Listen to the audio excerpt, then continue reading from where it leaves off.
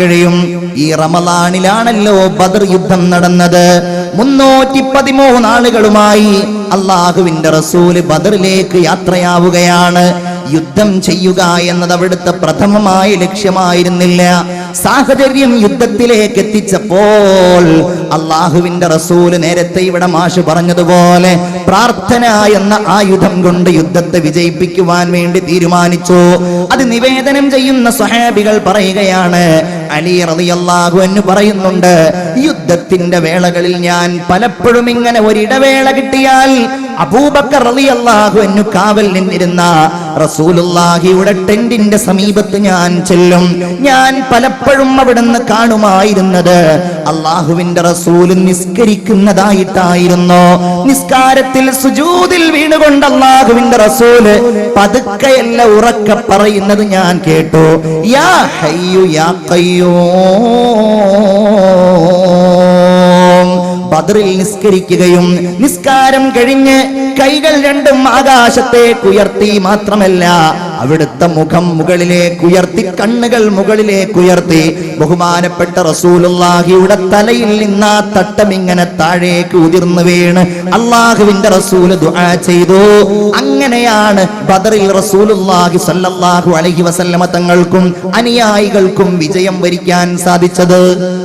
അഹ്സാബ് യുദ്ധം ബഹുമാനപ്പെട്ട റസൂലുള്ളാഹി സ്വല്ലല്ലാഹു അലൈഹി വസല്ലമ തങ്ങൾ ഏറ്റവും വലിയ പ്രതിസന്ധി നേരിട്ട ഒരു യുദ്ധമായിരുന്നു ഖന്തഖ് യുദ്ധം.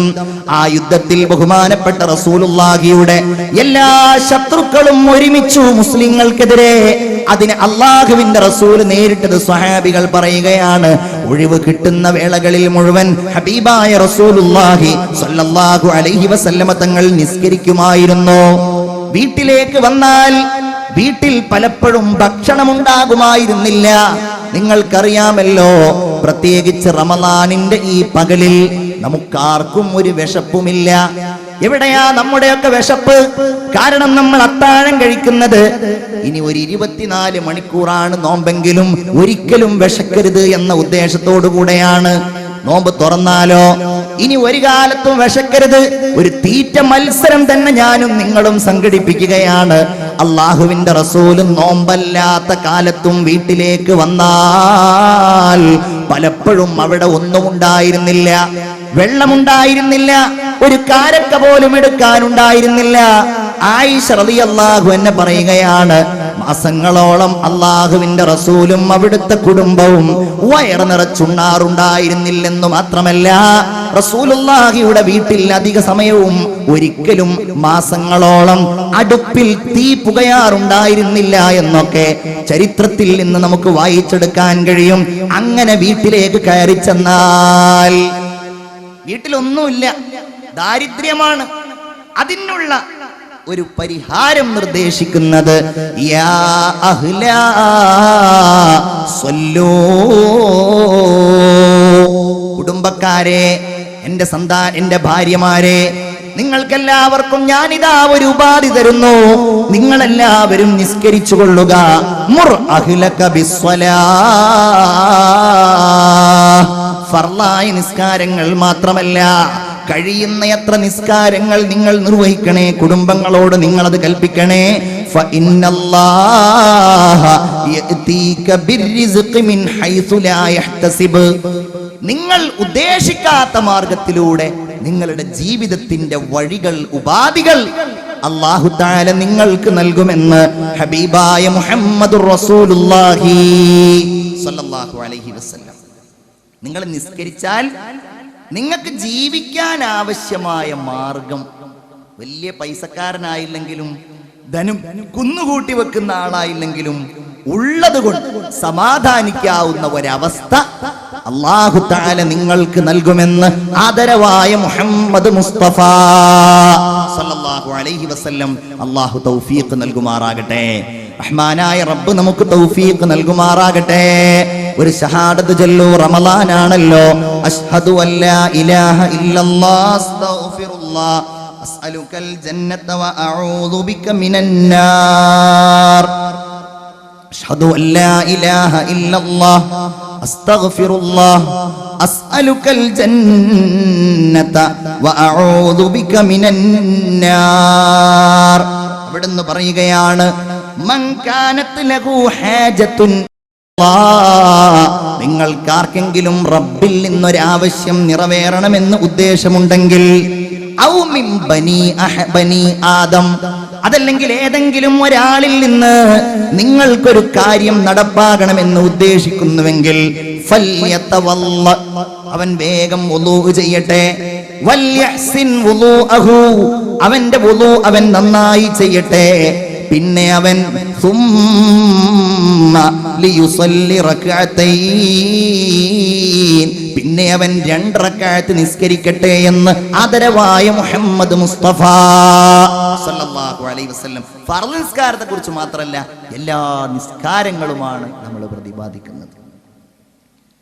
ഒരാൾ റസൂലുള്ളാഹി സ്വല്ലല്ലാഹു അലൈഹി വസല്ലം തങ്ങൾക്ക് ഇഷ്ടപ്പെട്ടാൽ നബി തിരുമേനി ആ വ്യക്തിക്ക് ഒരുപാട് ഉപദേശങ്ങൾ നൽകും. അങ്ങനെ അവിടുന്ന് നൽകിയ ഉപദേശങ്ങളിൽ പ്രധാനപ്പെട്ട ഒന്നായിരുന്നു, മോനെ നീ നിസ്കരിക്കണം, നിസ്കാരം നിലനിർത്തണം എന്ന് ഒരാൾ റസൂലുള്ളാഹി സ്വല്ലല്ലാഹു അലൈഹി വസല്ലമ തങ്ങൾക്ക് ഇഷ്ടപ്പെട്ടാൽ ആ വ്യക്തിയോട് അവിടുന്ന് ഉപദേശിക്കുമായിരുന്നു. നമ്മുടെ ഏറ്റവും പ്രിയപ്പെട്ട ഒരു അമൽ അതാണ് മുഅ്മിനേ നിസ്കാരം. നമ്മൾ അതിൽ ആവേശഭരിതരാണ്. ഓർമ്മ വെച്ച കാലം മുതൽ നിങ്ങൾ അല്ലാഹുവിനെ സ്തുതിച്ചോളൂ. അൽഹംദുലില്ലാഹ്, നമുക്ക് നിസ്കരിക്കാൻ സൗഭാഗ്യമുണ്ടായിരിക്കുകയാണ്. അത് തലമുറയിലൂടെ നമ്മൾ ഇങ്ങനെ കൈമാറുകയാണ്. ആലോചിക്കൂ, ആ കർമ്മമില്ലെങ്കിൽ പിന്നെ നമ്മുടെ ജീവിതത്തിന് എന്ത് ലക്ഷ്യമാണ്? ഫഇദാ ഫറഗ്ത ഫൻസബ്, ഒരു കാര്യം കഴിഞ്ഞാൽ നീ അടുത്ത കാര്യം തുടങ്ങേണ്ടവനാണ്. അതാണ് വിശ്വാസിയെങ്കിൽ നിസ്കാരം നമ്മെ പ്രചോദിപ്പിക്കുന്നത് അതിനു വേണ്ടിയല്ലേ. ഒന്ന് കഴിഞ്ഞാൽ അടുത്ത കർമ്മം ഏറ്റവും വലിയ സൗഭാഗ്യം അതല്ലേ. അല്ലാഹു ആ സൗഭാഗ്യത്തിൽ ജീവിക്കുവാൻ നമുക്ക് തൗഫീഖ് നൽകുമാറാകട്ടെ. എങ്കിൽ ആരൊക്കെയാണ് ഈ നിസ്കാരം നിർവഹിച്ചത്? അതൊരു പഠനമാണ്.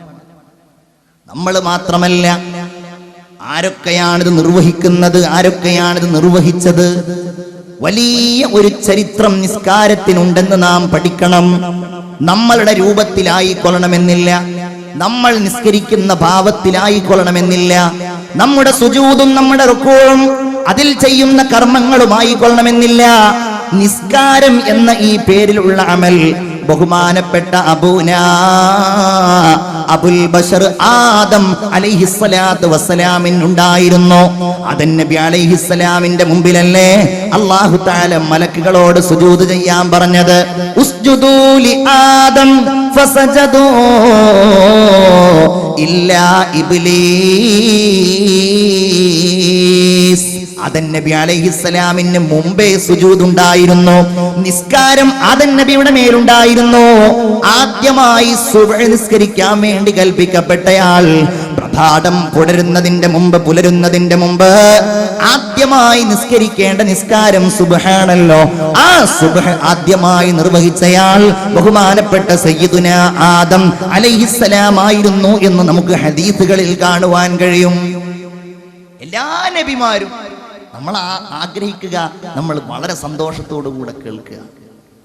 ഇതിനൊരു പാരമ്പര്യമുണ്ട്. റബ്ബിന്റെ അടുക്കലേക്ക് നമ്മൾ ചെല്ലുമ്പോ, നിസ്കാരത്തിന്റെ പ്രതിഫലം ലഭ്യമാകുമ്പോ, പ്രവാചകന്മാരത് ഏറ്റുവാങ്ങുമ്പോ, ഇൻഷാ അല്ലാഹ് അവരിലേക്ക് ചെല്ലാൻ, ആ നിസ്കരിച്ചവരോട് കൂടെ ചേരാൻ അല്ലാഹു നമുക്ക് അവസരം നൽകും. ഇൻഷാ അല്ലാഹ്.